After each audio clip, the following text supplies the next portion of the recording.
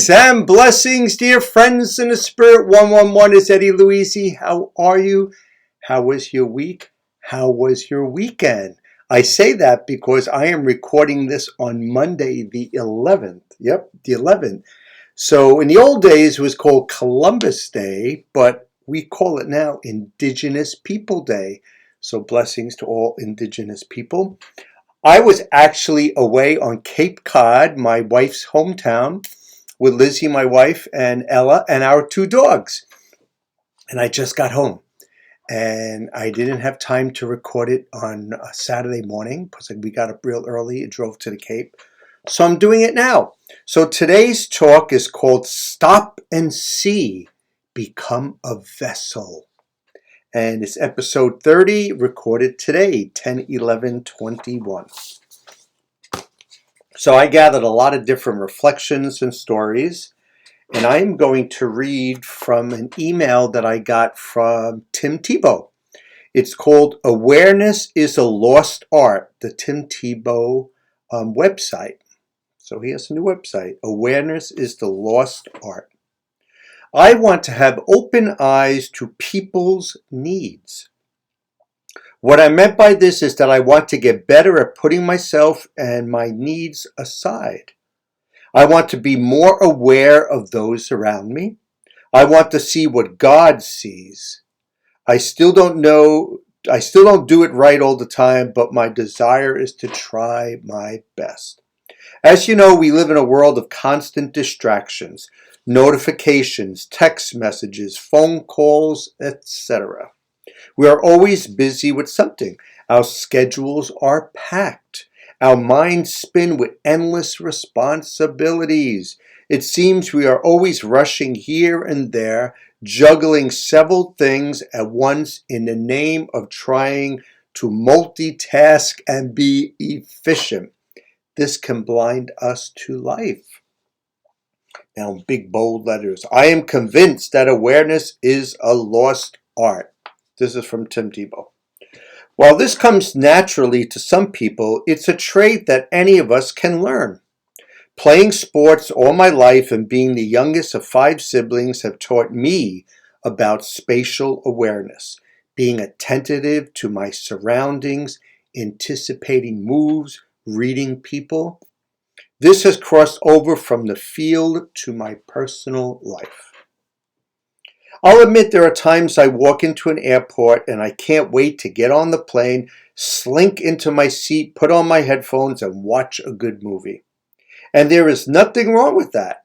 At the same time, we can all benefit from not just focusing on the end goal, but also paying mind to the space around us. There might be an opportunity to make a difference. And who doesn't want to do that? You could be paying for your coffee and notice someone a few feet away who's been crying. Take a minute and ask if there is something you can do. And quietly you could pray for them also, and you could bless them too. But I like what Tim's saying. Look, it's not about being perfect, and it's not about putting everything in your life on hold so you can help or talk to or encourage every single person who crosses your path. It's just about keeping things in perspective. It's about slowing down and opening your eyes enough to see others, to see a world that exists outside your own, to see people who need help, to see people who are hurting. I promise you this, if you open your eyes to actually see people, you will begin to uniquely see certain people. I'm more attuned to people who have special needs. You may be moved toward noticing people who struggle with depression. Make this your mission. Be intentional in broadening your spatial awareness. Ask God to take the blinders of distraction off your eyes and show you people who may need you. A little sip of water. Then use the opportunity to help them out, lift up their spirits, or guide them where they need to go. How do you see people? How do you want to see them? I want to invite you in the middle of busyness, or even in the middle of fun and laughter and chatting it up with a potential coffee date to stop. Remember that in the midst of whatever you're doing, people around you are hurting. And if you ask God to open your eyes in whatever you are doing, He can show you an opportunity to impact someone's life, whether in a big or a small way. It can come at any time, at any place, in the middle of anything you do. You just need to be ready for it and stop and see. God bless. Tim Tebow. I'm going to read from Neale Donald Walsh. On this day of your life, I believe God wants you to know that to find beauty in everyone, you must see beauty in everyone. Then announce that you see it, for in announcing it, you place it there in their reality. Dear friends in the Spirit 111, you are beautiful. You are so beautiful to me. Hey. Do not miss a single chance, not one single opportunity to tell someone how wonderful they are, how special they are, how important to you they are, how incredible as a person they are, how beautiful they are, inside and out. Do not miss a single opening at which to insert such a comment, genuinely felt and genuinely meant. Make it your life's mission today to bring to the attention of another just how extraordinary they are.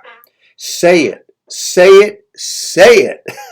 Their heart is waiting to know that their own best thought about themselves can be believed. Love, your friend, Neale Donald Walsh. And this is a little quote picture that someone gave to me in our little private groups.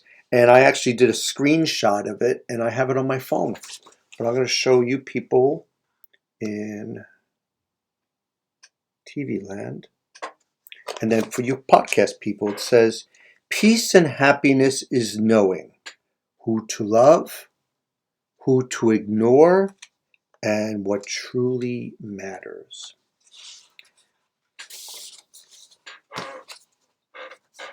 From UnityDailyWord.com. Blessed. I am blessed to be a child of God. My very life is a blessing that I receive anew every day. Today I count my many blessings and feel grateful for all the good in my life. I am grateful for the life that animates my body and inspires my mind, and for the love that fills my heart. There are no greater blessings than these, from which all other blessings spring. I am blessed with free will to choose how I respond to events, what I wish to learn, how I choose to serve, and what I choose to give. My opportunities are plentiful, and I make the most of them by living robustly. With my many blessings uppermost in my mind, I set the intention to use my gifts to serve as a blessing in the lives of others. And from Jeremiah 17:7, blessed are those who trust in the Lord, whose trust is in the Lord. I'm going to read from Science of Mind. So remember, today's talk is Stop and See, Become a Vessel. And I'm taking from different talks. That's how I got the title. And this is where I got the vessel thing from. This is called A Vessel of Love.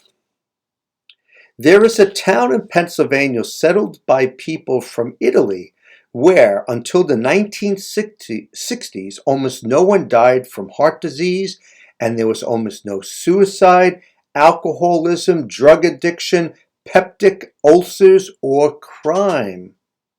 The eating habits of the people were not considered good.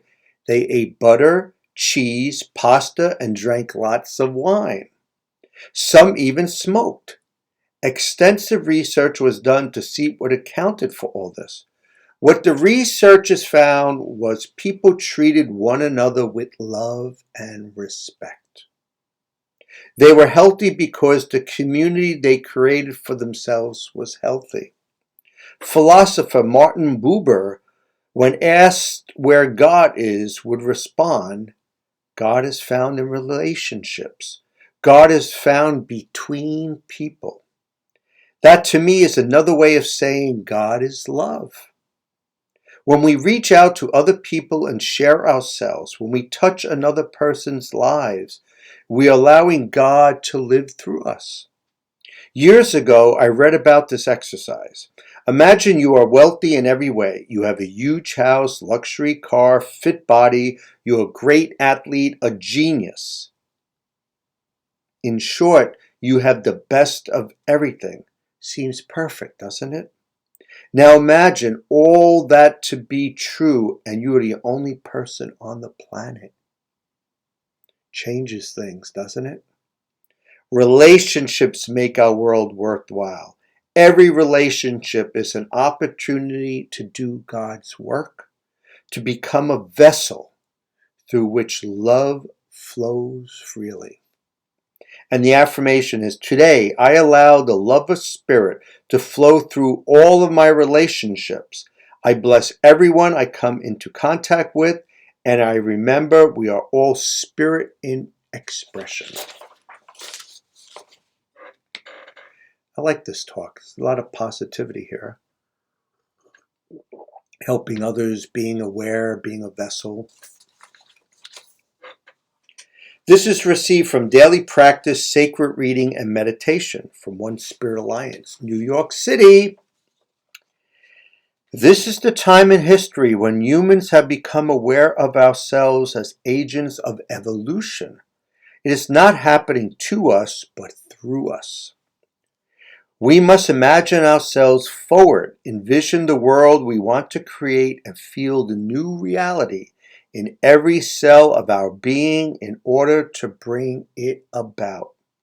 If we see it fully, imagine it fearlessly, hold it wholeheartedly, then we create the possibility for its being. We become the vessels, there's vessels again, for its expression, and through us the new will arrive. And that was received from Jan Phillips, No Ordinary Time. So I'm going to read a little story from 3 Minutes a Day, The Christophers.